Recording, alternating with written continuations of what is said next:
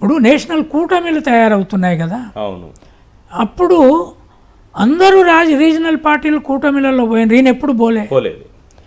అట్లా పోకుండా ఇప్పుడు కనుక ఉంటే బీజేపీ చంద్రబాబు నాయుడు, ఆ పవన్ కళ్యాణ్ ఏం లేదండి, రేపు బీజేపీలో చేర్చుకుంటారు ఆయన్ని. అంతేనా సార్? ఆయన ప్రైవేట్గా ఉండరు. కాపులకు కూడా ఒక ఆశయం ఉంది, విలీనం అవుతుంది అంటున్నారా?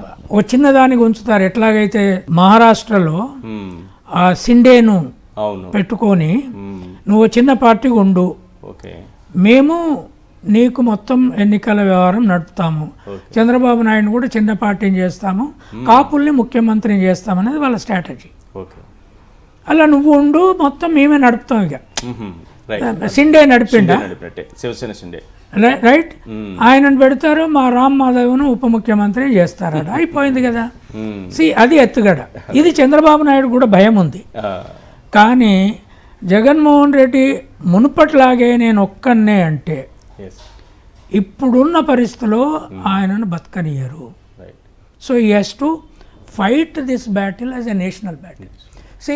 ఈశ్వర్, ఇది వాళ్ళ టీవీ ఛానల్, నేను రాస్తున్నాను, కానీ I live to tell honestly, Jaganmohan Reddy పట్ల ఏమన్నా అభిమానం నాకు ఉంటే, ఆయన మంచి పనుల పట్ల ఆయన ఏం చేయాలో హానెస్ట్గా చెప్పాలి. అన్నిటికీ పొగిడే మనిషిని కాదు నేను. I don't do that, right. కనుక నేను అనేది ఏంటి అంటే, within 1 year they are trying to lynch him. It's not easy. So he has to change his strategies. మొత్తం క్యాడర్ కదలాలి. క్యాడర్ ఇప్పటికే భయానకం అయిపోయి ఉంటారు. It's not easy. పై లీడర్లు అందరినీ ఏదో కేసులు పెట్టేస్తున్నారు. తర్వాత మీకు తెలుసు, అవతల ఢిల్లీలో బీజేపీ ఉంది, ఈడీని పంపిస్తుంది, సిబిఐని పంపిస్తుంది, అందరు లీడర్ దగ్గర డబ్బులు ఉన్నాయంటది, అరెస్టులు మొదలవుతాయి, రైట్. ఈయన డిసైడ్ చేస్తాడు ఎవరి దగ్గరికి పంపాలో, ఈడీని సిబిఐని, చంద్రబాబు డిసైడ్. సో నేను అనేది ఏంటి అంటే, ఈ హ్యాస్ టు చేంజ్ ఈ strategy to a major democratic